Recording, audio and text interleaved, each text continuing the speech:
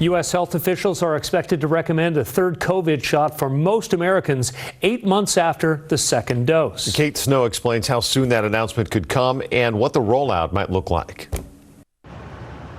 The Biden administration ready to announce its plan for booster shots. You can expect to hear from the president on this topic as well. According to administration sources, the White House COVID-19 team on Wednesday will make the case for boosters 8 months after people received the second shot of Pfizer or Moderna. With FDA authorization, the shots could be ready as soon as September. People should expect that they do not have to return to their original site of vaccination, but they should stick with the same brand of their vaccine. If you receive Pfizer, get Pfizer. If you receive Moderna, get Moderna. Nursing home residents and healthcare workers would likely be first in line, followed by seniors. A federal official says the government is tentatively scheduled to release more information about vaccine effectiveness Wednesday. There's more data that the CDC has collected that supports that your immunity decreases over time and could potentially be a point of vulnerability for some of these new variants, like the Delta variant. The Israeli government posted data showing for those over 65 who received their Pfizer second dose in January, the vaccine is now only 55% effective against severe disease. Are there limits to that data? Right. There was not enough people in the sample, but it still points to an important trend that our immunity decreases over time. Our phones, again, were blowing up. We have about 300 people scheduled for today. Today in Detroit, some of the 7 million American adults who are immunocompromised began getting their third shot. There was no hesitation. This is extra protection that we need, everyone needs.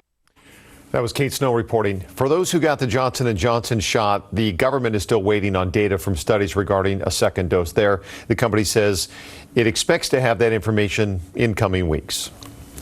Texas Governor Greg Abbott says he has tested positive for COVID today. He says he is fully vaccinated and not experiencing symptoms tonight. He will remain in the governor's mansion and get tested daily. He's also receiving Regeneron's monoclonal antibody treatment. Just yesterday, Abbott was at an event. No one was wearing a mask. Everyone there has been notified of his positive COVID test. COVID cases are surging nationwide because of the Delta variant. So how much more contagious is that variant compared to other viruses? Chris Vanderveen explains. Flummoxed, confused, perplexed. There's a saying for what we're feeling. It's all Greek to me. But when it comes to variants, Greek needn't bewilder. Why? Because we no longer have to call this variant B.1.1.7 or this one B.1.617.2. We can just call this Alpha and this one Delta. Yep, just like in the Greek alphabet. Alpha, Beta, Gamma, Delta. Each is what the CDC calls a variant of concern. Alpha first showed up in the United Kingdom, Beta in South Africa, Gamma in Brazil, and Delta in India. Let's talk that one. Why? Because we know it's very contagious. Consider what's known as an R-naught, or average number of unprotected people a virus typically infects. Seasonal influenza, remember that? The CDC says it generally has an R-naught of 1. Basically, every person who gets it will typically infect one other person. The original version of SARS-CoV-2, aka the virus that causes COVID-19, had an R-naught of 1.5 to 3, according to the CDC. Infectious, yes, as infectious as, let's say, the swine flu. But as SARS-CoV-2 infected millions, it evolved, mutated. Some mutations were inconsequential, some were not. Case in point, the mutations that led to the Delta variant. Smallpox is very contagious. It has an R-naught of around 5. The Delta variant of SARS-CoV-2, anywhere between 5 and 9.